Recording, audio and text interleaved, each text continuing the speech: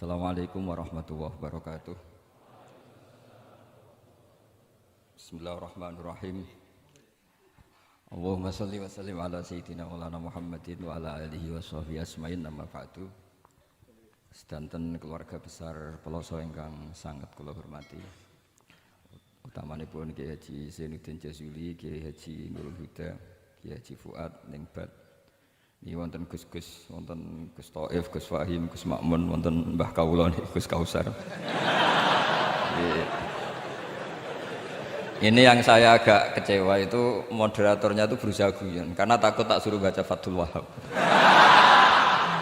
Jadi guyon itu ada dua, guyon yang memang sudah selesai seriusnya. Saya pernah diceritain Mbah Mun, kata Mbah Mun, Kiai maca kitab guyon dikritik. Maca kitab kok guyon, terus kata Mbah Mun membela diri. Mergo macane wis iso, mulane iso guyon. Nak ra iso wis runtusen sik. Anda baca kitab ndak bisa, itu bisa guyon apa ndak? Ndak bisa, roh kitab wis meriang. Jadi orang guyon itu bukti alim. Tapi ada juga guyon yang menghindari ngomong serius kayak moderator itu. Jadi ini masalah ya. Terus kecewa saya kedua, saya itu ngira Santri Proso itu katanya terkenal khusyuk-khusyuk, adabnya bagus. Ternyata ada percontohan yang enggak bagus. Di depan para gus-gusnya guyon. Jadi ini kekecewaan saya yang kedua. Nanti saya lebih kecewa lagi, ternyata yang khataman Fathul Wahhab itu tidak paham Fathul Wahhab. Itu lebih kecewa, tak bawa sampai mati itu nanti. Itu kecewa itu tak. Nah begini sebagaimana makalah yang saya bikin, karena tadi moderator sudah guyon, saya berusaha ngendikan serius. Karena memang fikih itu harus dikaji secara serius, meskipun dengan pikiran yang ceria, yang riang. Saya itu di Jogja itu lama sekali dan tetap sebagai rujukan. Karena saya spesialis sering ngendikan fikih. Saya dulu musyawarah ya seperti urutan di Peloso, mulai takrib, mu'in, tapi di sana langsung mahalli. Karena Fathul Wahhab gak diajarkan di sawir, di musyawarah. Tapi saya pernah ngaji Mbah Mun Fathul Wahhab. Dan beliau sering berpesan, nak kanggo masyarakat ojo wahab repot, nganggo mahalli saja. Mahalli itu kan Rohibin itu yang mensarai minhajud thalibin. Ini bukti bahwa saya ini alim betul, bukan guyon dari tidak alim itu. Jadi ini bedanya saya dengan moderator. Nanti kalau nggak percaya diuji di sini di depan.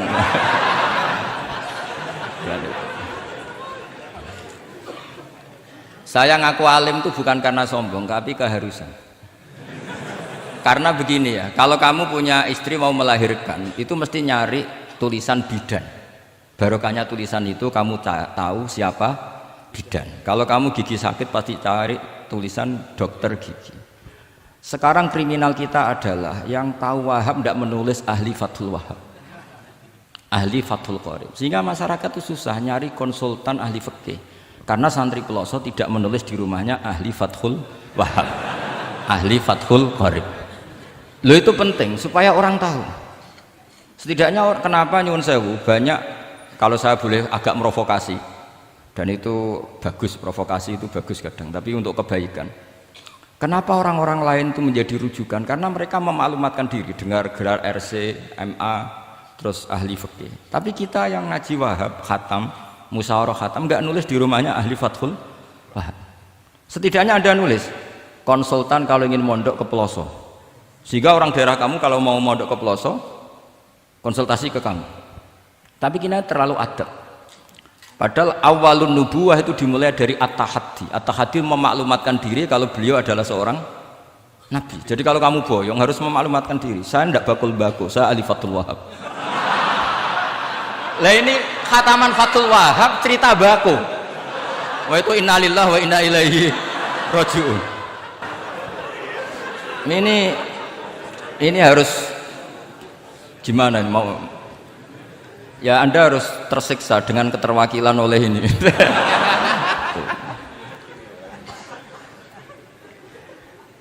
Saya ini baca kitab banyak sekali, termasuk kitab Ithaf. Ketika beliau mensarai Ihya, itu cerita kitab yang saya baca fil fikhi itu dihitung mulai mazhab Syafi'i sampai Hanafi semuanya. Saya baca kitab tasawuf ini. Jadi memaklumatkan diri. Awal dari nubuah itu memaklumatkan diri. Sehingga orang gampang nyari. Kalau orang bisa nyari bidan, nyari dokter gigi karena tulisan. Kenapa orang kesulitan nyari ahli Fathul Qarib? Kalau kamu ahli konflik tulis saja, konsultan spesial cerai karena pengalaman pernah cerai, tulis saja. Kalau ahli jomblo tulis saja, ahli perjodohan. Supaya orang tahu keahlian kamu di mana. Saya di Jogja memaklumatkan diri, saya bisa baca Wahab, saya bisa baca Bukhari, saya bisa. Bukan dalam konteks sombong, karena kebutuhan umat yang ingin tatap bu'u asari Rasulullah, mencari-cari asari Rasulullah itu terpenuhi. Itu dengan ngaji orang yang ahli. Tunjukkan kalau baca kamu benar dan sebagai solusi umat. Umat ini punya problem banyak dan kamu mengajar dengan manhaj yang jadi solusi, yang jadi solutif, yang bisa jadi jalan keluar. Tapi kita enggak. Santri itu banyak keluar dari pondok, tapi karena miskin, sudah dari mbahnya bapaknya memang sudah miskin ya. Terus atas nama humul, atas nama ikhlas, terus sering menyembunyikan diri. Menyembunyikan diri, pura-pura ada alim, memang sebetulnya ada alim juga kadang itu. Akhirnya terus orang sampai nggak tahu kalau itu alumni pondok. Tapi ketika ada orang konsultasi sama pihak lain, mereka tersinggung karena kok nggak ke dia. Mau ke dia gimana? Nggak ada tulisannya, nggak ada potongannya. Malah tadi cerita mbako segala itu kan apa ya? Nah, saya ingin kembali lagi. Saya punya teks hadis yang riwayatnya seperti ini. Meskipun hadis itu misalnya dhaif, banyak aditnya, banyak penguatnya. Idza zuharatil bid'ah wal fitan. Sebagian ada tambahan wasubba ashabi. Fal yuzhiril alim ilmahu. Orang alim harus menampakkan kealimannya. Wa illa fa alaihi la'natullahi wal malaikati wan nasi ajmain. Justru kalau tidak memperlihatkan kealimannya dia kena laknat. Artinya yang sopan-sopan tidak memperlihatkan kefatul wahabannya, maka malah melihatkan kembakuannya. Itu jatahnya fa alaihi la'natullahi wal malaikati wan nasi ajmain. Ya setuju ya? Itu pasti kenalan. Coba betapa tersiksanya Syekh Zakaria Al-An tadi itu mulai ngomong tuh nggak pernah menyebut Syekh Zakaria Al-Ansori. Kayak apa tersiksa? Kitabku dikaji nyebut jenengku era gelem. Padahal Syekh Zakaria Al-Ansori syarat menjadi orang alim seperti dari sekian tarjamah, istilahnya dalam bahasa Arab terbaru itu tarjamah itu Syekhul Islam Syekh Zakaria Al-Ansori. Itu saya pilih yang dari kitab Manhajus Sawi karanya Habib Zain bin Smith. Itu dari sekian manaqib yang saya baca di Sulaiman Al-Jamal di mana-mana paling menarik itu. Syaratnya jadi orang alim itu dua, punya guru alim, punya murid alim. Karena Anda akan tersiksa. Sangat-sangat tersiksa. Ngaji sama gurunya takut disuruh baca, gurunya alim, mau ngorek ya meriang muridnya alim. Itu yang dialami Syekh Zakaria Al-Ansori. Sehingga beliau ngendikan dukik itu bena hajaro ini. Saya ini ditempa dua batu, cara Jawa digebek dua batu. Mau ngaji ya takut karena gurunya alim alamah yaitu pengarang Fathul Bari Ibnu Hajar Al-Asqalani. Mau mulang ya meriang mergo di murid alim alamah jenis Ibnu Hajar Al-Haytami. Dadi akhir sampai ngaji ya persiapan, sampai mulang ya persiapan. Kayak apa susahnya jadi Syekh Zakaria Al-Ansori, mau ngaji setoran ya persiapan, mau ngajar persiapan. Makanya kata Mbah Mun, syarat utama ulama itu harus punya murid alim. Saya pernah didhawuhi Mbah Mun, aku mengko gak di anak Gus Najih itu Gus Najih. Saya juga izin jadi kiai. Karena syaratnya jadi kiai itu di anak alim, di murid alim. Izin gak jadi kiai ra sukses juga tak perlu. Makanya saya ketika kecelok alim itu senangnya bukan main beliau.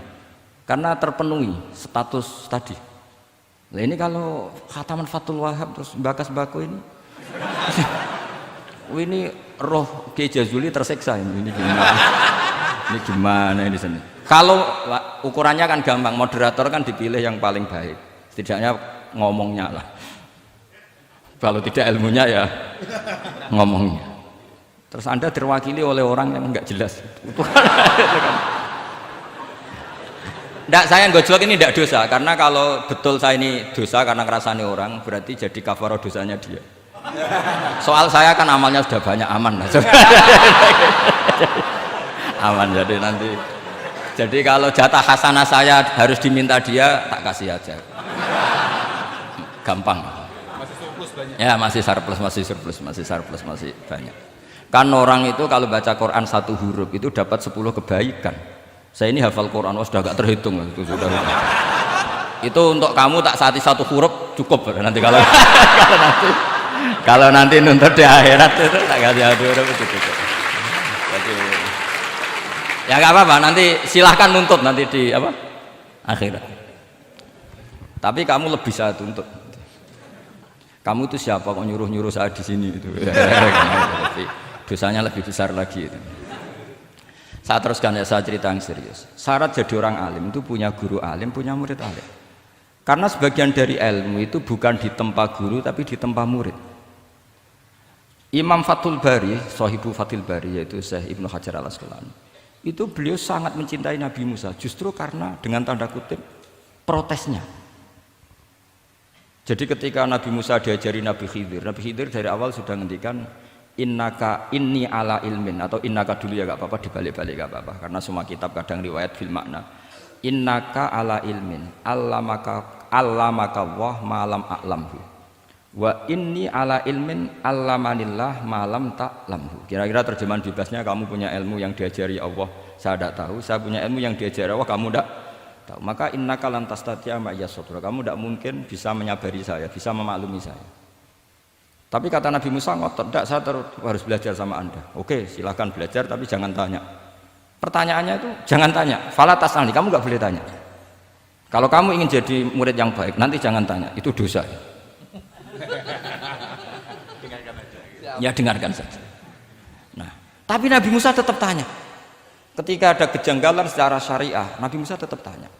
Dan itu oleh kitab-kitab tasawuf dianggap dengan tanda kutip kesalahannya Nabi Musa, meskipun mibabi hasanatil abrar sayyatul muqarrabin. Tapi di kitab fikih itu dipuji sundul langit protesnya Nabi Musa. Jadi di kitab tasawuf disalahkan karena kitab tasawuf pemuja tadi ketertaatan pada guru, kitab fikih enggak.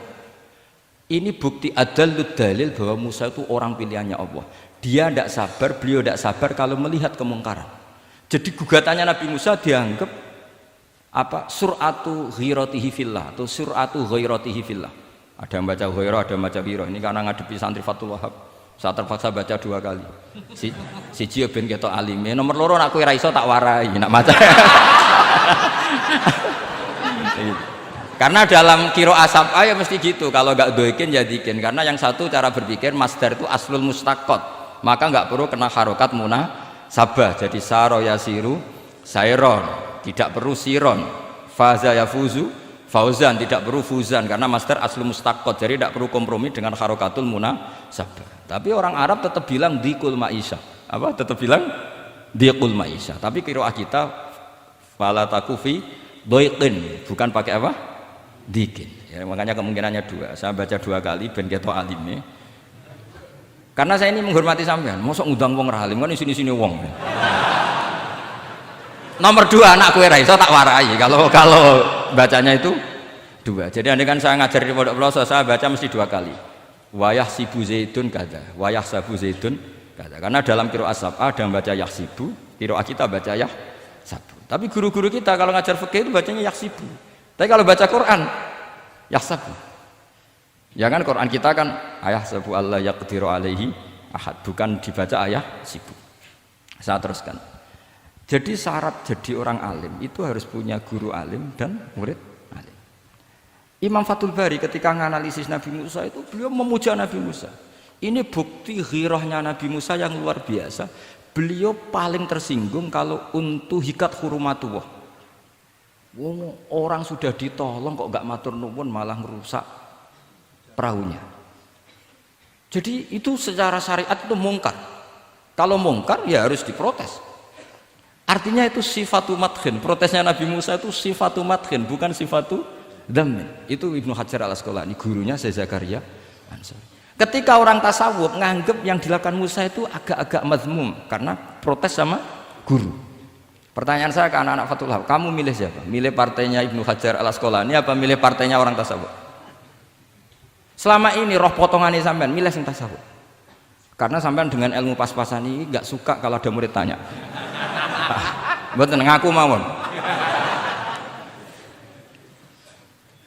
Tapi karena tadi logika syariatnya kata Ibnu Hajar Al-Asqalani, Musa itu kalimullah termasuk ulul azmi, sementara Khidir hanya seorang nabi. Apa yang dilakukan Musa tentu lebih keren karena beliau seorang nabi dan rasul.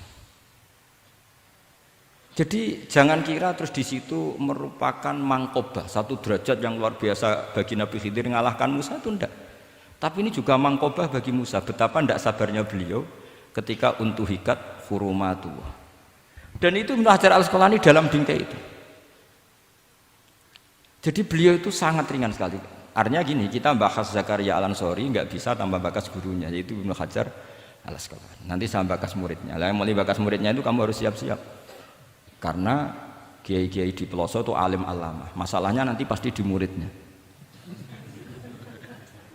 Saya Zakaria Al-Ansori aman karena punya murid Ibnu Hajar Al-Hitami. Ibnu Hajar Al-Hitami aman karena punya murid Zainuddin Al-Mali Bari yang ngarang ya, mulai jenengan ini.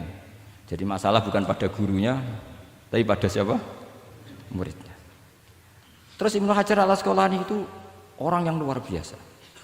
Saya pengagum beliau karena saya kalau baca Bukhari pakai pertolongan sarah beliau yaitu Fathul Bari. Itu beliau kalau protes, sukanya memang protes. Beliau itu nakot itu ahli kritik, ahli protes. Beliau termasuk sering kritik Imam Nawawi, kritik orang-orang sebelumnya. Tapi ya dalam konteks kebaikan. Imam Nawawi itu punya sarah namanya Sarhu Muslim Lin Nawawi. Terus beliau punya kitab fikih Minhajut Thalibin yang disadur oleh Syekh Zakaria dari Manhajut Tulab. Yang satu pakai Minhajut Thalibin jamak Mudzakkar Salim, yang satu pakai Manhajut Tulab pakai jamak taksir. Kitab Minhajut Thalibin sendiri dari kitab Muharrar karangannya Imam Rafi'i, terpaut sekitar 3 orang sampai ke Imam Rafi'i dari Imam Nawawi. Imam Rafi'i ngarang itu dari Al-Wasid, Al-Basid dan Al-Wajiz karangan Imam Ghazali. Dan itu saya punya. Kitab indukannya Imam Ghazali Nihayatul Matlab fi Dirayatil Mazhab saya juga punya karangannya Imam siapa? Haromen. Terus sampai Mukhtasarul Muzani. Saya tadi sempat bawa kitab Mukhtasarul Muzani. Bareng ngerti ini kok jadi pengajian umum lemes ya. Waduh, mau nyalahkan Gus Kausar Mbah nggak berani. Tapi saya tadi matur sama Gus Kevin, Gus ini kok jadi pengajian umum, nggak tahu. Sebenarnya saya ingin anak Wahab saja terus tak marahin terus pulang. Tapi ini di depan orang banyak, kalau marahin kan nggak baik ya sudah saya tak rileks saja. Tak ceritakan bukti keseriusan fikih itu dikarang. Misalnya begini, ini contoh Zakaria Al-Ansori, Syekh Zakaria Al-Ansori ketika dengan tanda kutip sering bilang wa ta'biri bidzalik aula min ta'biril asli kadan atau a'amu min ta'biril asli kadan. Kenapa ada gugatan takbir? Karena takbir itu apapun hebatnya, karena dikarang seorang manusia itu ada faltah, ada keterselipan di situ. Meskipun satu kedipan mata yang beliau salah, ya Rabbus. Misalnya begini, definisi sholat ya kita kan sering dengar sholat itu apa? Umumnya orang kan aqwalun wa af'alun, muftatahatun bitakbir, muftatamatun bitaslim. Pertanyaannya definisi itu tidak jamek mana? Karena hunaka sholatun la qawla fiha wa la fi'la, yaitu sholatuman ajrus sholata biqalbi. Kalau sholat itu adalah harus ada akwal, yaitu kayak baca Fatihah dan syahadat di tasyahud sani, harus detail, sama nggak boleh nyontohkan kayak tasyahud di tahiyat ula, itu kan hukumnya sunat. Kalau kamu nggak bakul-bakul harus tahu kayak tasyahud di tahiyat saniyah, atau karena yang tasyahud awal sunat. Ada akwal kayak Fatihah tasyahud fit tahiyatis saniyah. Terus ada af'al. Tapi pertanyaannya, hunaka sholatun la qawla fiha wa la fi'la, yaitu sholatu man ajra sholata biqalbi. Maka perlu ditambah walau hukman, meskipun akwal dan af'al itu hanya secara hukum. Karena kalau hanya itu tidak jamek manek kalau dalam bahasa mantek, atau tidak mutarid akis, tidak memasukkan semua fardun min afrodil mu'arraf. Jadi kula ngetok nang alim demi ngergani sampean supaya ketok nak sumber utang ora salah. Mau salahnya ngatur kiai itu ya agak salah, itu agak salah betul. Saya itu juga agak gimana, besok itu saya diminta Gus Reza ngisi sama Gus Reza. Gus Reza itu cucunya Mbah Karim, Mbah Mun dulu ngaji Mbah Karim. Jadi orang kok kayaknya manfaatkan saya sak karepe dhewe gitu, karena saya ini mangkalah tua terus ini. Padahal saya kalau mau angkuh ya, kalau saya boleh sombong, itu buyut saya ketujuh itu namanya Mbah Soleh bin Asnawi Sepuh, itu gurunya Mbah Soleh Darat. Padahal Mbah Soleh Darat gurunya Mbah Hasim, tapi angkuh kan haram, jadi ya sudahlah pakai tawaduk saja. Sebenarnya kalau saya boleh angkuh, kalau sampean malah lebih bisa angkuh lagi, ketemu di Nabi Adam. Lebih. Putu Nabi. Saya ulang lagi. Kalau kamu mengkaji Wahhab secara serius, itu kajilah seperti saya ini. Bahwa hukum itu harus dibenturkan dengan fardul masalah, dengan pengandian masalah. Misalnya begini, kalau ada hewan ketabrak truk, jago, tentu kita diskusi hanya ayam jago, karena kalau ayam kecil kan gak eman, kelepek-kelepek meh mati. Cara pikirannya sampean ini yang anak-anak Fatul Wahab itu boleh disembelih apa enggak? Tanpa disembelih pun pasti 1 menit lagi mati, atau setengah menit lagi mati. Karena dia kejat-kejat hanya prosedur kematian, memang syaratnya harus kejat-kejat. Tapi kan dia sudah tidak punya hayatun mustaqirrah. Kalau kamu pas musyawarah Fatul Wahab itu disembelih halal apa haram? Tidak, sampean jawab saja, enggak usah sungkan, enggak usah jawab aja. Ini ada Gus Makmun, ada Gus Wahid. Halal apa haram? Cara pikirannya Syekh Zakaria Al-Ansori, bajuri itu haram karena dia tidak punya hayatun mustaqirrah. Oke, haram. Karena yang dikatakan penyembelian adalah menghilangkan nyawa karena penyembelian, sementara ini tanpa disembelih sudah mati. Tapi pertanyaannya gini, tapi nanti kalau disisir dari bab tabdzir, masa kewan jago larang mubadzir?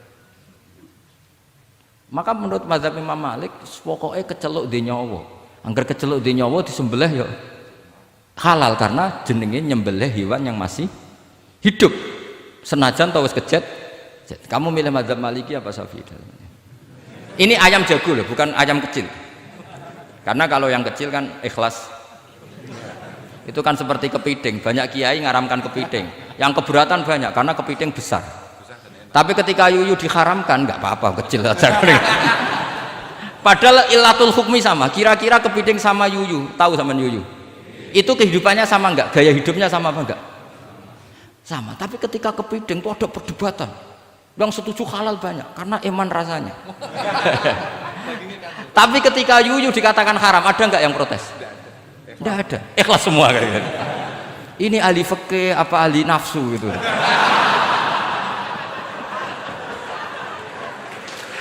Jadi apa debat itu akhirnya nggak mutu kan? Coba kehidupannya kepiting sama yuyu itu sama apa enggak? Sama. Kenapa kepiting mukhtalaf alaih kalau yang yuyu hampir semua kiai meyakini haram? Kenapa? Sama. Saya itu pernah betul ngalamin, saya mau pas jalan-jalan sama putri saya, ada ayam jago ditabrak truk gitu. Sudah kejet-kejet, tanya orangnya, Gus ini halal enggak? Saya bilang untuk kamu halal. Lama-lama orangnya penasaran, kok untuk kamu, untuk hukum kok ada untuk kamu, untuk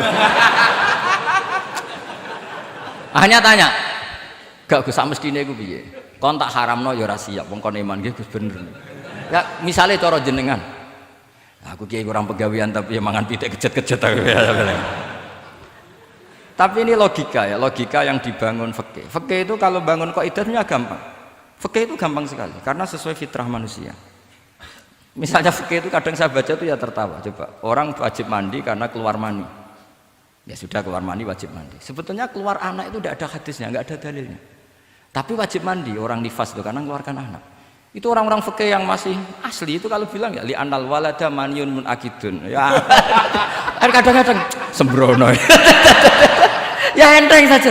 Mbah jenengan tak nonton tenan kok ngendikane gitu. Li anal walada maniyun munakidun. Jadi sampean itu ya maniyun gitu.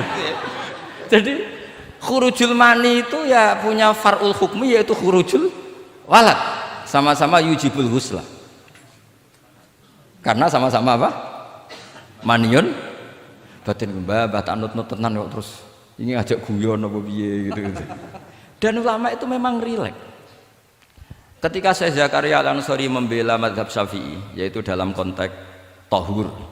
Kita tahu kan kalau ghafir itu mengampuni, kalau sering mengampuni disebut ghafur. Syakir orang yang terima kasih, kalau sering syukur disebut syakur. Sehingga rata-rata sifatnya Allah itu ikut sifat mubalaghah, wahhab, faul ya. Ya kan itu aturannya gitu kan, fa'alun au mif'alun au fa'ulu fi kasratin an fa'ilin badil. Nah, logikanya kalau wa anzalna minas sama ima'an tahura, artinya kalau nak maknani gini, wa anzalna lan nurono ingsun Allah minas sama isange langit, nurono ma'an ing banyu tahuron kang iso nyucikno bolak-balik. Karena faul adalah untuk lil kasroh atau lil mubah mutlaq. Harusnya enggak ada mustakmal. Maka saya sering kadang balelo, enggak ada mustakmalan karena wazannya faulan, tohuron. Tapi Imam Zakaria Al-Ansari, bela-bela madzhab Syafi'i, kata beliau, ya'ti faul bima'nal alat, kayak sahur lima yutas saharubi. Tapi ya agak-agak takalluf. Agak-agak apa? Termasuk takallufnya lagi, Zakaria Al-Ansari, atau faul bima'na takrir atau mubalaghah fi udwin wahid. Di sini biasanya baca udwin apa udwin, enggak tahu saya, pokoknya bacanya 2 kali enggak apa-apa. Umumnya apa? Udwin ya. Ya sudahlah, ikut partai sampean saja.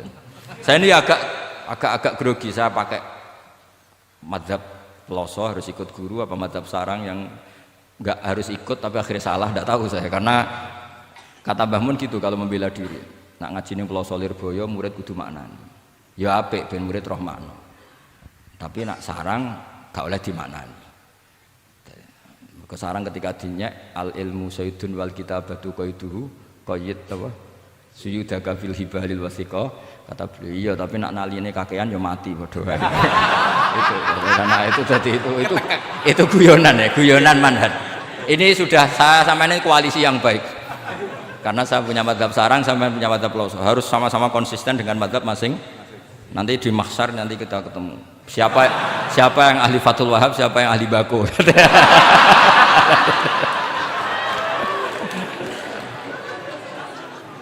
Nah, pikirannya Fathul Wahab kalau sampean khatam betul itu untuk takrir tapi fi udwin wahid, yaitu air yang sudah mensucikan ini misalnya masih bisa mensucikan ini, yang bisa mensucikan asal masih fi udwin wahid. Ya sudah, di situ saja takrirnya atau mubalaghahnya di situ, bukan ke anggota yang lain. Oke, itu meskipun agak, tapi Imam Malik dan semua ulama hampir mengatakan tohur itu ya tetap di kasrotil istimal, artinya ya sudah bisa takrirut tathir. Tapi yang bilang tathir digugat lagi, digugatnya gini, tohur itu mubalaghah dari tohir bukan dari mutohir. Ini kalau sampean fasul masail, sampean nggak pernah tahu fasul masail sedetail ini, nanti diulang lagi khatamannya.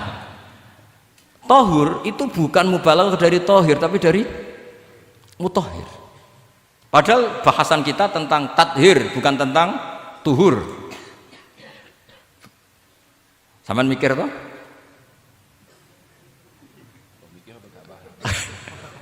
Enggak usah dijawab apa diterangkan? Apa ngaji lagi aja, enggak usah boyong dulu.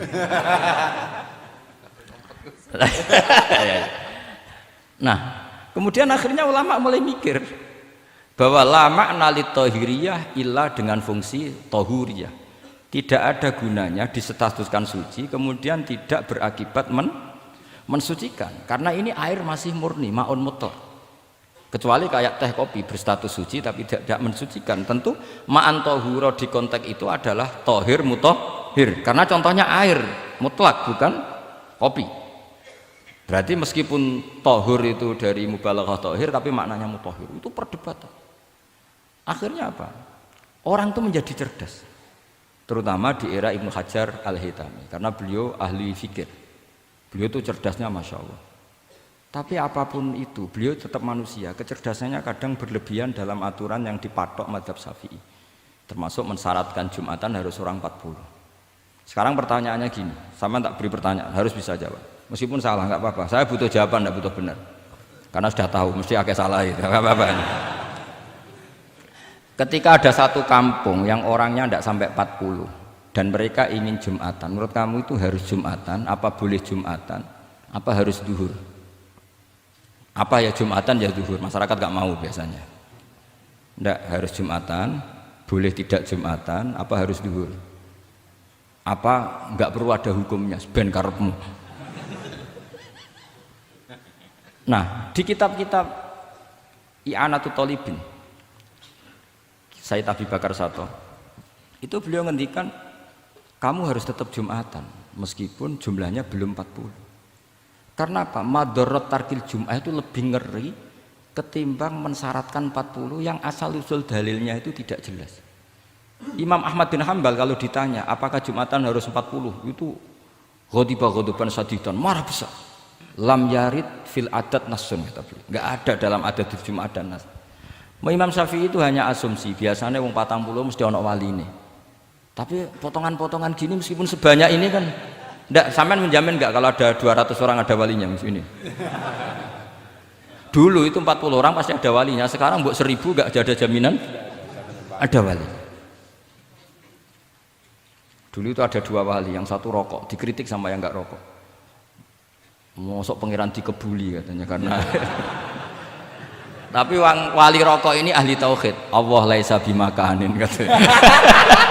Saya tidak tahu ini tadi ya kacau. Wali itu kalau sudah debat itu bener mana? Yang satu goslo, wali kok rokokan, pangeran kok dikebuli. Yang satu bilang apa? Allah laisa bimakanin.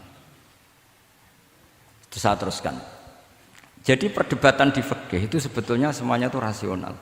Karena fikih dibangun di bawah qaidatul fikih, qawaidul fikih dan usul fikih. Dan semuanya itu muktabas atau multamas atau makhud min Rasulillah sallallahu alaihi wasallam. Sekarang saya beri satu analogi. Pernah ada satu kejadian Rasulullah sallallahu alaihi wasallam menghentikan la yusalliyanna ahadukum illa fi Bani Quraidah. Kamu jangan sholat asar kecuali sampai Bani Quraidah. Kira-kira saya ngomong sama santri, kamu jangan sholat asar kecuali sampai Lirboyo. Sebelum sampai Lirboyo ternyata kadati samsu antaghruba, matahari hampir tenggelam. Fariqun minhum, sebagian dari sahabat milih sholat di tengah perjalanan meskipun itu belum sampai Lirboyo. Alasannya musaro'ah fil waktu supaya tidak qadha. Yang sebagian milih sholat di Lirboyo meskipun ba'da antaghruba samsu, meskipun matahari sudah tenggelam. Ketika dilaporkan ke Rasulullah itu falam ya'nif, ada yang baca falam yu'annif wahidan, tak baca 2 kali karena ini nanti bisa jadi debat kusir. Sampean bacanya ya'nif apa yu'annif enggak tahu, pokoknya saya baca 2 kali. Kalau baca sampai 3 kali yang 3 salah karena memang pilihannya hanya 2. Kalau ada pilihannya 3 tak baca sampai 3 kali. Nabi tidak menyalahkan salah satunya. Yang satu pakai konstitusi yang namanya asar itu ya qabla antagrubas samsu. Yang satu cara berpikir Nabi jelas mansus harus di Bani Quraidah. Sekarang pertanyaannya, kaidah umum tentang, saya ulang lagi, kaidah umum tentang asar itu qabla ghurubi samsi dilawan nas harus di Bani Quraidah, menang mana? Nas sama kaidah umum. Kira-kira kalau kamu ngaji usul fikih, menang nas. Tapi pertanyaannya, nas itu butuh mahal. Tentu boleh seperti itu. Asumsinya Nabi adalah jangan-jangan sampai sana memang belum huruf samsi. Maka makna yang mesti benar adalah aisari'u fil masyi. Kamu harus tergesa-gesa jalannya sehingga potensi menangi asar di Bani Quraidah. Jadi unik. Terus itu difahami pentingnya musaroah fil iktida. Jadi kalau anut Kanjeng Nabi harus musaroah. Nah, musaroah ini pula yang menjadi basis fikih. Makanya ulama dulu kalau ngarang fikih itu gampang sekali. Kalau orang tidak paham aja nggak bakat wali. Sebenarnya fikih itu gampang sekali. Bagi yang gampang maksudnya, hamba tidak usah itu. Misalnya begini, Fathul Mu'in, Fathul Hab semuanya ngendikan wa yusannu nasyatun di sholatin. Jadi wa yusannu lan den sunat napa nasyatun gumregah, semangat di sholatin krana ngadiri sholat.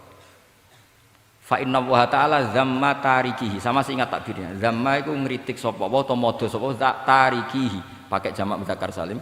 Tarikihi ing wong sing ninggal nasyat.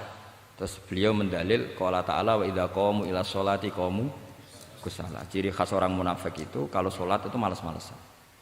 Maka saya itu sering bilang ke santri saya, pokoknya nak jamaah kudu ana melayune, entah berapa kadarnya harus ada melayune. Guling-gilingan musaroah. Karena di semua teks kebaikan adalah fafirru ilallah. Lari, ada unsur larinya, ada unsur musaroahnya. Nah, lalu lama-lama mengatakan makna hadis ini yang mesti adalah pentingnya musaroah. Enggak perlu berdebat tentang boleh enggak sholat qabla usul ning Quraidah atau tidak. Tapi harus, karena begini, yang mesti salah begini, ternyata kayak melakukan santai-santai ngopi sik, rokok sik, jagungan sih. Nabi kira-kira bisa maklumi enggak ketika cara jalannya seperti itu kemudian matahari terbenam? Karena ini yang pasti salah. Paham ya? Karena enggak sampainya sana karena salahnya sendiri, ngopi sik santai. Lah itu namanya fikih. Jadi fikih itu dari analisis yang normal.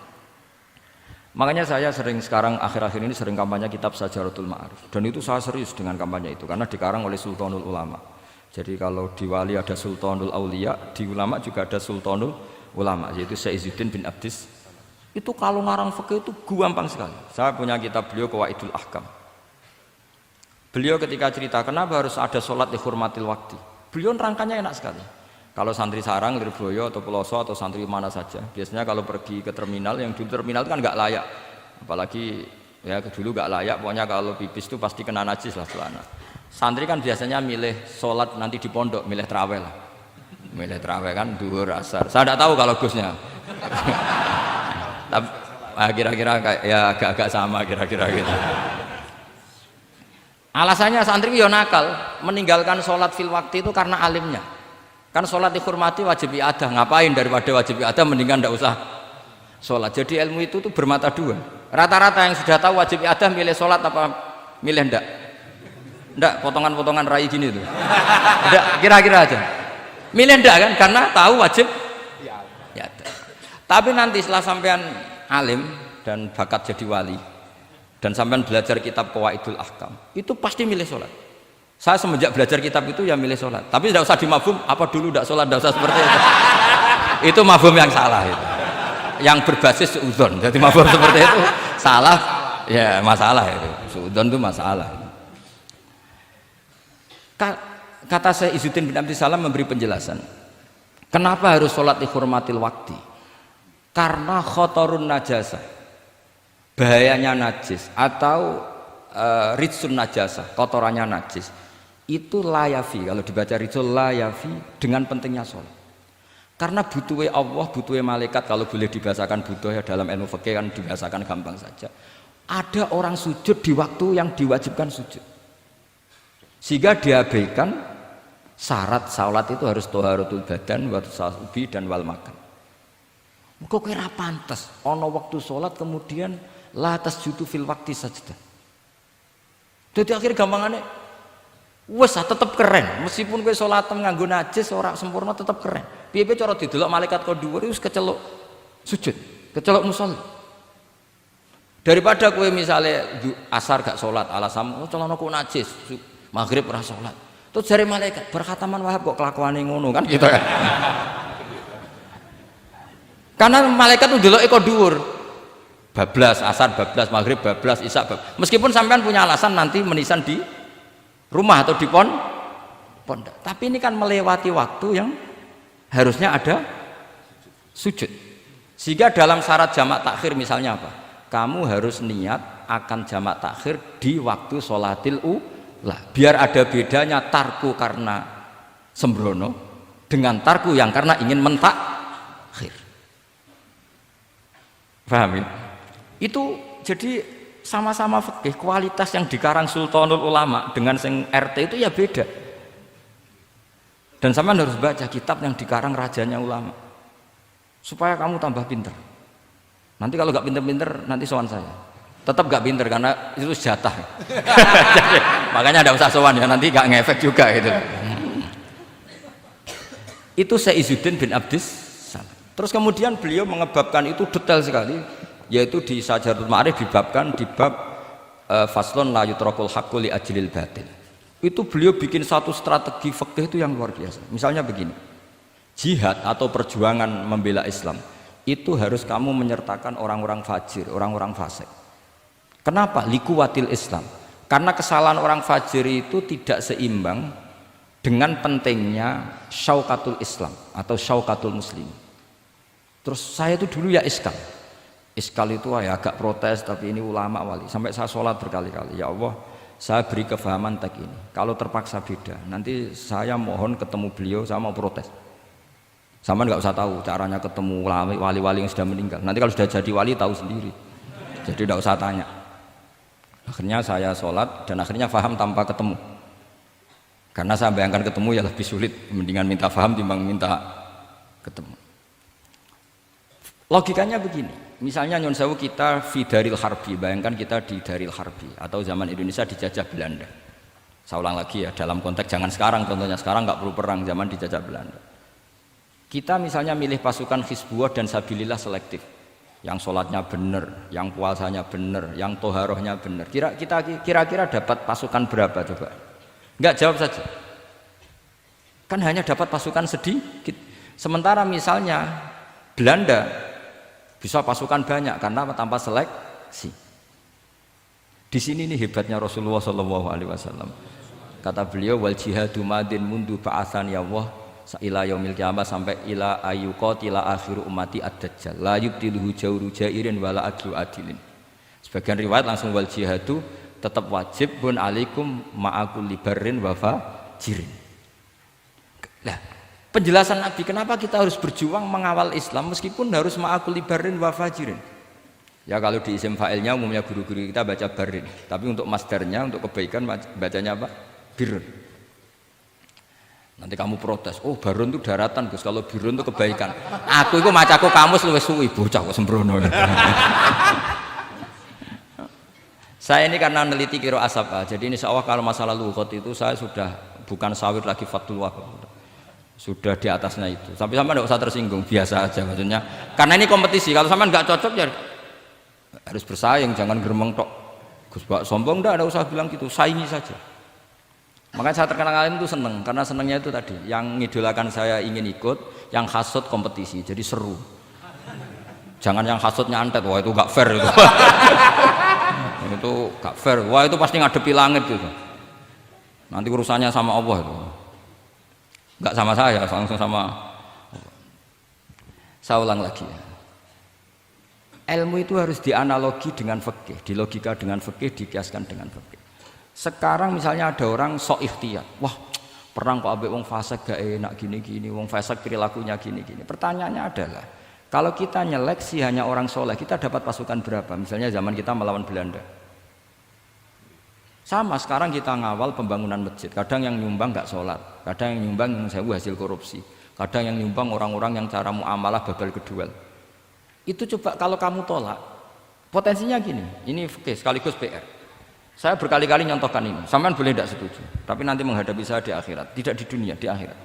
Nanti kita sowan Allah bareng-bareng bener siapa. Loh tidak, saya tidak main-main, karena ulama dulu, sampean lihat di Mu'in di Fathul Wahab, kalau sudah ngendikan ulama, wahadha madhabun al-qawwahabi, ini madhab yang saya siap ketemu Allah. Jadi ukuran madhab benar itu bukan diputuskan di Sawit Fathul Wahab, tapi madhabun sing al-qawwahabi, madhab yang saya ketemu Allah dengan madhab itu. Misalnya gini, ada orang fasik lewat di depan saya, punya uang 1 juta. Delalah pas itu qadhafallahu fi qalbihi hubbal ulama. Misalnya. Pas itu delalah beliau senang ulama terus bilang gini, Gus Pak, uang ini tak kasihkan kamu 1 juta. Dia fasik, misalnya terkenal syaribul khomri. Saya ini menurut pertanyaan saya, ini jawab saja. Kamu salah nggak apa-apa. Wajib menerima apa haram menerima apa bebas mubah. Ayo milih di polling. Nggak usah sungkan Gus Kausar. Ini beliau posisi senior, milih nerima apa nolak, wajib apa sunat, sunat apa wajib. Nah logika harus terbangun begini, kalau kamu terima maka akan dicibir. Malam di Fathul Wahab tiga duit uang saya kok gelem, bolak-balik nak duit gelem aja. Itu juga masalah kan, kiai latihan jatuh kan, artinya posisinya tidak mantep-mantep amat. Udah kadang keramat itu. Sama jangan niru saya, aman udah itu. Bayangkan sampean yang latihan nyai itu. Tapi pertanyaannya kalau sampean tolak, terus ista'ana bihadhihi darahim lil maksiyah. Ah tak kena kiai ra gelem, tak kena demenanku. Dan hari itu andaikan dia tidak punya uang 1 juta, dia tidak bisa kedemenannya. Gara-gara sampean tolak, dia punya alat untuk maksiat lagi. Kalau seperti ini jadi haram apa wajib? Loh, berarti sampean harus gak jawab anut aku. Artinya sampean jawab kan terprovokasi saya kan? Terprovokasi narasi. Terprovokasi narasi. Itu kriminal untuk calon ulama gitu, itu nggak boleh. Nah, logika ghanimah kira-kira seperti itu. Ghanimah itu normalnya haram. Normalnya haram karena ghanimah itu min amwalil kufar. Dan notabene amwalul kufar adalah bukan sekedar mukhtalithah, aksaruha mungkin minal haram. Tapi kenapa ghanimah dihalalkan di hadil ummah? Makanya Nabi ketika ngendikan uqtitu khamsan lam yu'tahunna nabiyyun qabli, termasuk beliau menyebut wa ukhillat li al-ghanaim, termasuk saya 5 hal yang Nabi sebelumnya enggak dikasih, saya dikasih. Di antara beliau menyebut wa ukhillat li al-ghanaim, ghanimah itu halal untuk umatku. Itu kan kenapa Nabi menyebut itu? Karena normalnya ghanimah itu haram karena min amwalil kufar. Tapi kenapa dihalalkan? Saya pernah ditanya seorang dosen, kenapa itu halal Gus? Saya itu kok nggak nyaman. Karena ini jenis orang ikhtiyat. Terus saya bilang gini, andai kan kamu digarong sama garong, kemudian garong itu bawa senpi, bawa pedang. Karena kamu merasa itu tidak milik kamu, monggo kadane jenengan beto malih. Wah ya tidak bisa Gus, nanti dipakai garong lagi. Sama amwalul kuffar. Andai kan lau a'tainahum, andai kan kita kasihkan lagi ke mereka, maka akan dipakai isti'anah, dipakai pertolongan atau alat untuk kekuatan kekafiran mereka. Di sini sirinya kenapa ghanimah menjadi halal. Tapi kenapa Nabi sebelumnya kok dikatakan haram? Karena logikanya memang haram. Itu hebatnya Allah SWT sama para kekasihnya. Ada kekasihnya yang dipilihkan haram, yaitu Nabiun qabla Rasulullah SAW, karena normalnya memang haram. Ada Nabi yang fikihnya lebih dinaikkan lagi, yaitu dihalalkan supaya harta ini tidak dipakai i'anah alal maksi. Sampean milih fikih mana coba? Nah, saya berharap pinternya Khatam Fathul Wahab itu paling enggak sampai seperti ini. Bariku nantang saya enggak apa-apa, tapi nanti ketemu di akhirat. Nah itu fikih. Jadi fikih itu, nah tapi kan iso wae Gus nampani khadzun nafsi lah, itu mulai masalah kan. Makanya yang seperti itu jangan untuk khadzun nafsi, karena kita butuhnya itu nyita supaya ini enggak dipakai kekuatan maksiat. Jebule mbek kon malah go ngopi rokokan. Nah, ini orang kan terus curiga, jebule nek ambek dhuwit ya do gel. Buktikan kalau Anda tidak pakai, kamu terima sebagai penyitaan, tapi Anda tidak pakai. Wah itu hebat. Tapi kalau kamu terima wajib, kemudian kamu pakai poya-poya, wah itu ya fikihnya benar, kelakuannya ora benar. Nah saya berharap Anda memahami fikih itu sampai seperti saya ini. Syukur-syukur lebih. Meskipun ya agak-agak mukhalaf tapi bisa diperjuangkan itu. Enggak apa-apa. Kamu doa di saat istijabah, ya Allah saya ingin mengalahkan Gus Baksa, ridho dengan doa itu. Tapi tak jamin enggak mustajab. Karena sudah berbasis ghil, kebencian. Doa yang berbasis hasud pasti tidak mustajab. Jadi makanya saya relax kalau ada kompetitor, karena tadi pasti. Jadi fikih itu gampang. Misalnya begini lagi, saya beri sekian contoh. Di sini tadi saya minta Gus Kevin untuk membawakan Babul Hijrah, juz 4 kitab Mahalli. Karena Mahalli itu namanya Kanzur Rohibin sebetulnya, cuma yang ngarang Mahalli lebih terkenal dengan istilah apa? Mahalli. Beliau nyarai kitab Minhajut Thalibin. Imam Mahalli itu senior. Jadi Syekh Zakaria Al-Ansori itu ya beliau sudah menyulap Minhajut Thalibin jadi Manhajut Tulab, tapi beliau ikrar kalau itu awal-awalnya dari Imam siapa? Nah, sekarang pertanyaannya gini, saya misalnya nempat di Korea Selatan atau di Amerika, saya sudah punya tanah di sana, saya ulang lagi punya tanah di sana, punya komunitas di sana juga saya nggak diperlakukan buruk, bisa sholat, bisa puasa. Hukumnya saya pindah ke Indonesia atau ke Mekah atau kemana saja, hukumnya haram apa boleh? Saya tidak mendapat perlakuan yang macam-macam. Kalau saya disakiti dan dipaksa menjadi kafir, maka wajib hijrah. Kalau nggak ada pemaksaan itu, kira-kira hukumnya gimana? Ada ulama yang mengatakan hukumnya haram hijrah, harumatil hijrah. Karena apa? Li alla yastauliya bitil kalbuqah atau tikal buqah al kufaru.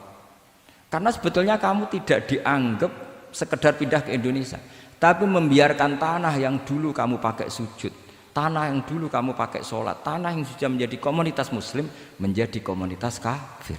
Berarti dianggap pembiaran. Itu fikih. Jadi fikih itu logikanya sebetulnya normal. Maka seperti ini, saya masih ingat betul pernah didhawuhi Mbah Mun ketika di Madinah. Nak zahire hadis ya, iku Sayyidina Ali iku ya ono salah ya. Ndak salah loh redaksinya, ono salah. Mergo Nabi sering muji wal Madinatu khairun lahum law kanu ya'lamun. Madinah adalah kota terbaik. Sataftahuna kadza wa kadza, Nabi sampai gitu. Tapi Nabi selalu ngendikan wal Madinah khairul. Tapi Sayyidina Ali tetap pindah ke Irak, Kufah ya, zaman itu terkenalnya istilahnya Kufah karena belum ada istilah Irak. Ke Kufah. Pindah ke Kufah, kemudian beliau menyebarkan Islam di Kufah. Terus punya murid awal namanya Hasan Basri, murid paling sukses. Itu orang-orang Basrah, bukan orang Temanggung, orang Basrah. Itu orang Basrah. Semua riwayat mengatakan itu orang apa? Basrah, jelas bagul-bagul. Bukan. Itu sangat jauh dari. Nah, Karena Hasan Basri murid paling sukses ini pindah ke Basrah, maka ilmu setelah itu Basrah. Sehingga idakhtalafatil Kufah wal Basrah kudimatil Basrah. Akhirnya menyebar sampai Baghdad, jadi kubbatul Islam. Orang bisa dikatakan alim kalau sudah dikatakan alim di Baghdad. Termasuk Imam Syafi'i itu ngajinya di Baghdad. Padahal beliau lahirnya di Gaza. Huzah itu kalau sekarang itu apa? Gaza. Askolan itu juga Palestina. Nah, dawe Mbah Mun. Tapi Sayyidina Ali ku wong alim. Saiki nak wong Islam tengok-tengok ning Madinah berarti membiarkan bumi Allah di sana-sana itu tanpa ada Islam. Akhirnya Sayyidina Ali tidak mengikuti dohire hadis. Tentu Nabi Sayyidina Ali pasti mengikuti hadis, tapi hadis wal Madinatu khairul lahum law kanu ya'lamun itu ada konteksnya. Keluar dari Madinah linasril ilmi itu juga ada konteksnya. Sehingga kenapa dulu ketika futuhat, saya ulang lagi ketika futuhat, itu banyak sahabat yang sudah di Madinah mapan, ketika Mekah sudah takluk 100% sama Sayyidina Umar ditawari, halla raja'tum ila Makkah tatufuna bil baiti kada wa kada wa fadliyatu sholat fil haram ka alfi sholatin fi, itu dipuji-puji. Mbok yo pindah ke Mekah, Mekah sekarang sudah milik kita, sholat di Mekah itu ka alfi sholatin kada wa kada. Tapi kata para sahabat yang sudah di mana-mana, di Persia itu kalau sekarang Iran, di Lebanon, di Syam kalau dulu, kata beliau-beliau itu paling banter kalau saya di Mekah ibadahnya tawaf, tapi kalau di negara-negara ini adalah nasrul Islam. Wa nasrul Islam itu da'bul ambiya bihada ursilatir rusul, karena nasrul Islam itu para rasul diutus. Akhirnya mereka terus hidup di mana-mana, termasuk muridnya Sayyidina Ali. Menurut sebagian cerita terus pindah ke Baros itu. Kemana? Baros. Jadi Islam pertama di Indonesia itu muridnya Sayyidina Ali yang di Sumatera itu. Nah, pertanyaannya adalah, kalau kamu punya murid atau anak pamit mau kuliah di Jerman atau di Australia, kamu milih melarang apa menyuruh? Kalau melarang, kalau menyuruh takut katut perilaku barat. Kalau melarang berarti kamu membiarkan Jerman tanpa ada yang sujud. Padahal semua bumi diciptakan Allah, ju'ilat lanal ardu kulluha masjidan. Lah itu fikih. Fikih akan berdebat untuk hal-hal seperti itu. Ini saya beri contoh. Ini masih ada waktu 10 menit. Ya, jangan lama-lama nanti malah bingung. Yang bingung tidak sampean, saya juga ikut bingung nanti kalau kelamaan. Tidak, supaya ini logika ini apa? Logika fikih ya, fikih yang sekedap ini tadi sudah halaman 227 ya. Ini tidak, supaya sampean tahu. Karena saya pernah belajar detail ya, tentang Mahali sama Qalyubi. Ini kalau di kitab ini halaman 227 ya, tentang juz 4 ya, halaman 227 juz berapa? 4. Saya beri contoh ya, ini supaya clear ya masalah posisi kita. Jadi misalnya sama orang Indonesia pindah ke negara lain, terus Indonesia kemudian ditempati orang-orang yang nggak benar, berarti kamu ikut tanggung jawab. Saya baca, bismillahirrahmanirrahim.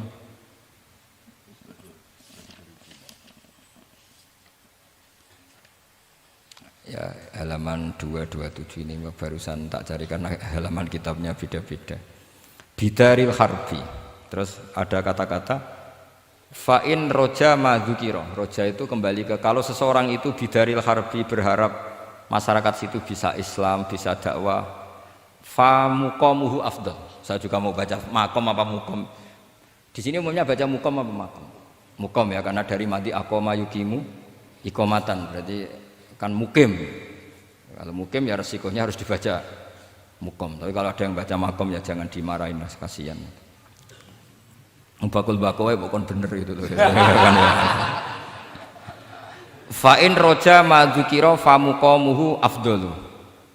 Au qadara alal i'tizali harumatil hijratu. Umumnya di sini baca harumat atau hurimat? Ya boleh dua, boleh harumat, boleh hurimat. Kalau itu masih. Li alla yastauliyal kufaru ala mahallihi fayasbahu darul kufri. Jadi artinya gini, misalnya saya di Jogja misalnya, atau di Jakarta atau di Batam, di situ atau di Papua, di situ kamu merantau di sana sudah bisa menciptakan komunitas Islam.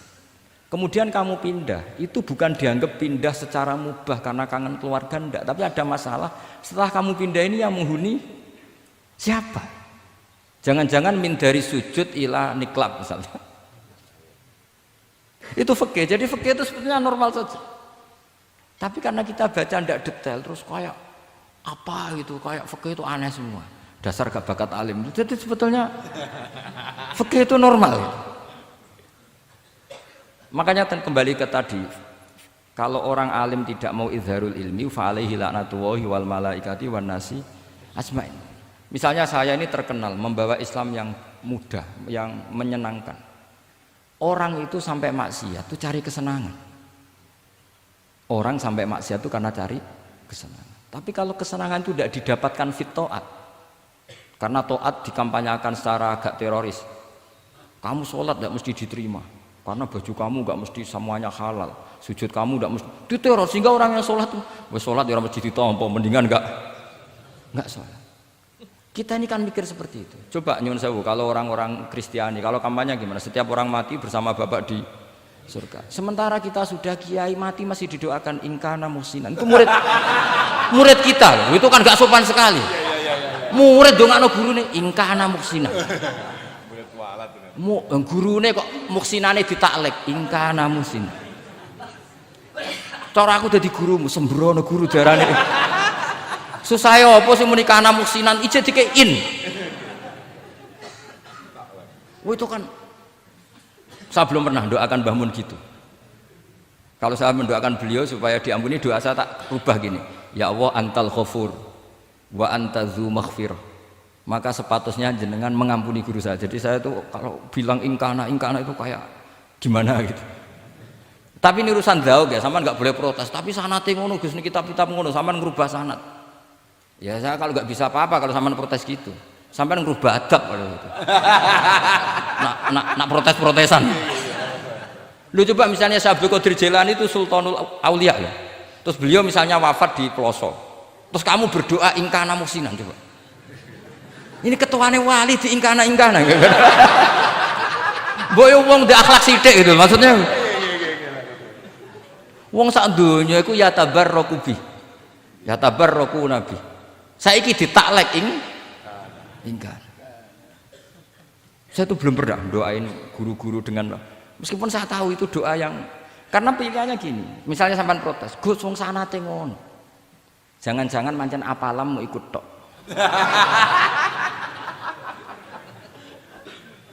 Loh Imam Syafi'i itu kalau doain mayit, ini sekaligus ijazah tapi haram ditiru. Ya tapi ijazah tapi haram ditiru. Imam Syafi'i itu pernah ngecewakan seseorang karena beliau itu idola. Ada orang meninggal, beliau diminta rawuh. Doanya hanya gini tok, ya Allah, engkau itu tetap menjadi Tuhan meskipun tidak menyiksa orang ini. Jadi menyiksa orang ini tidak kebutuhan engkau. Kalau tidak jadi kebutuhan engkau ya tidak usah dilakukan. Itu terus pulang keluarganya gremeng, iki piye ndonga ngono tok. Tapi satu keluarga itu diimpeni mayit itu diampuni gara-gara doanya Imam Syafi'i. Ya Allah, anta ghaniyun. Anta itu ghaniyun an adzabim. Engkau tidak perlu menyiksa orang ini. Engkau tetap Tuhan, tanpa menyiksa orang ini tetap Tuhan. Jika itu tidak kebutuhan engkau, ya sudah tidak usah dilakukan. Iya. Jadi kalau saya doain guru-guru ya Allah sifat ghafur engkau itu pasti efektif. Enggak mungkin sifatnya jenengan kok boten tembus. Ya sudah, ya seperti itulah ya Allah.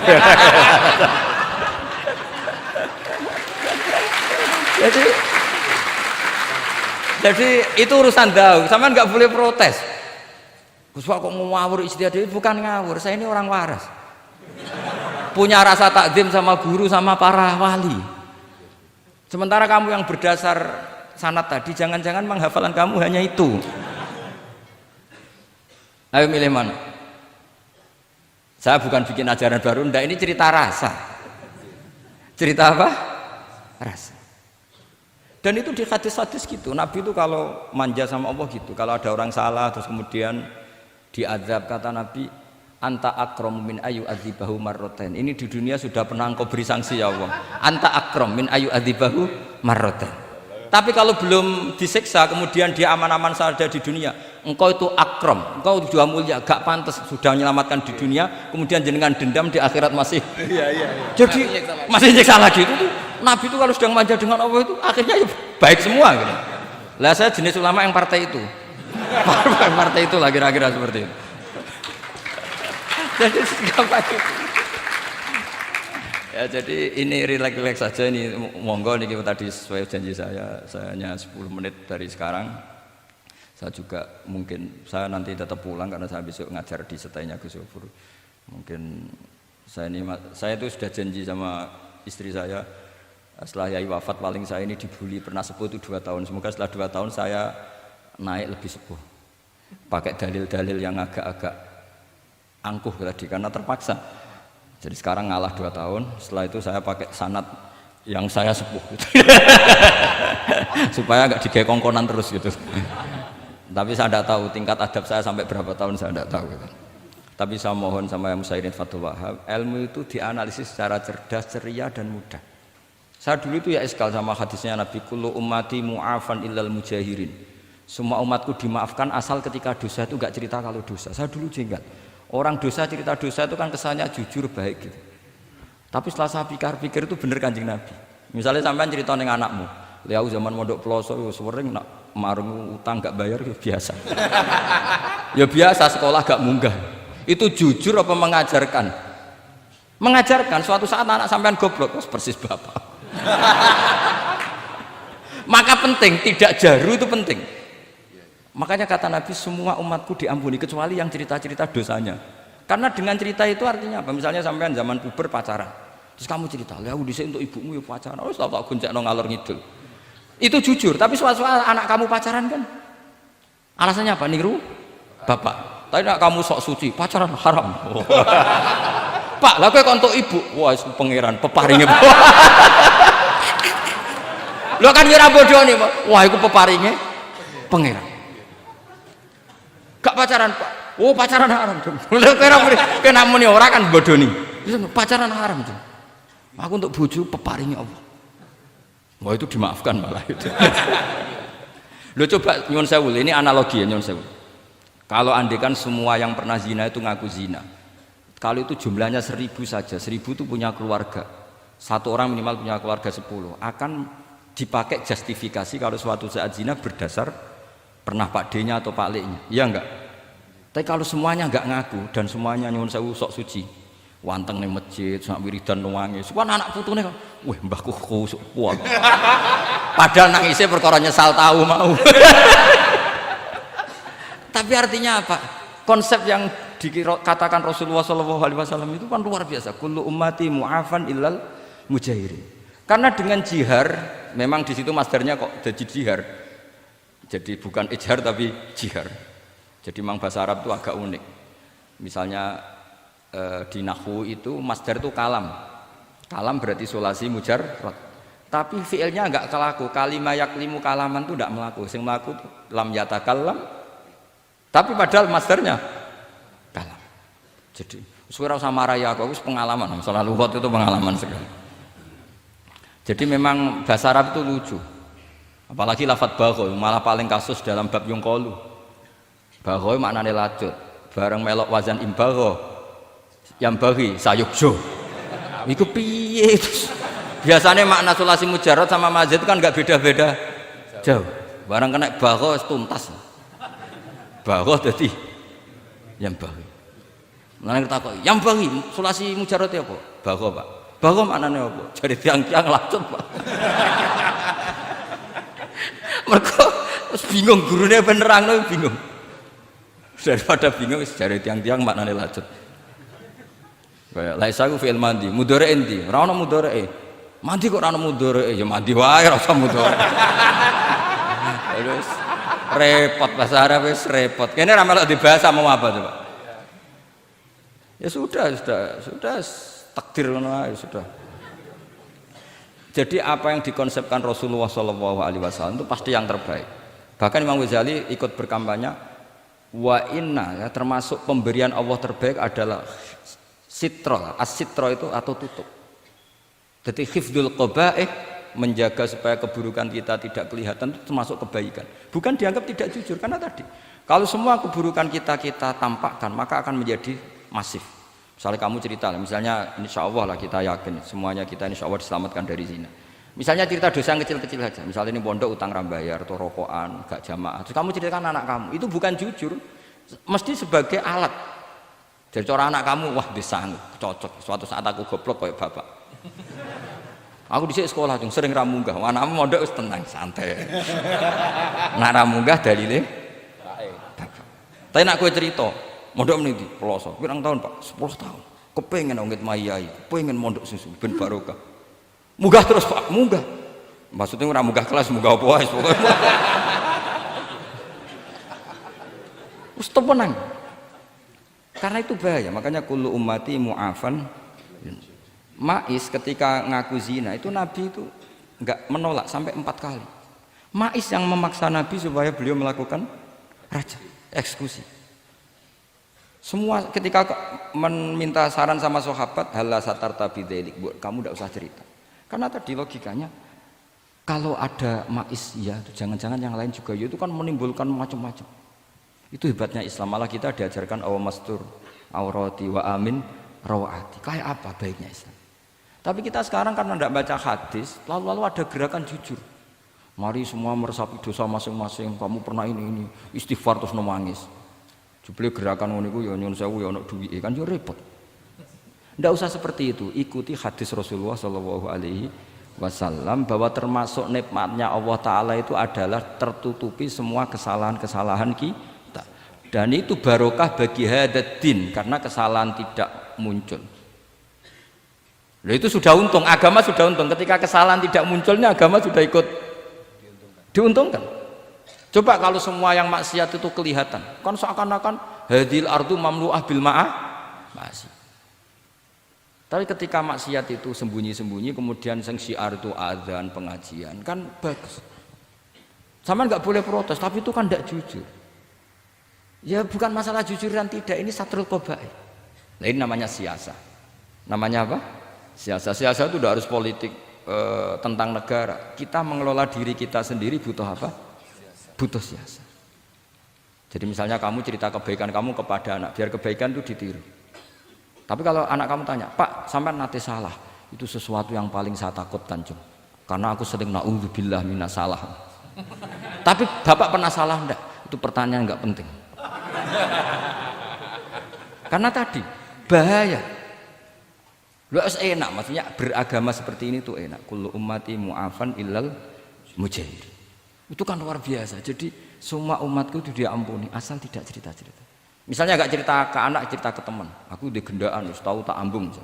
Mesti pikiran kamu, yang pondok is pengurus jebule tahu ngono. Mesti digo, suatu saat aku nak ngono, awas. Atau nak caiki keamanan, awas kita kandakno kan gitu. Tetap ini menjadi alat maksiat bagi yang lain. Jadi tapi saya dulu itu iskal, kenapa ada hadis seperti itu?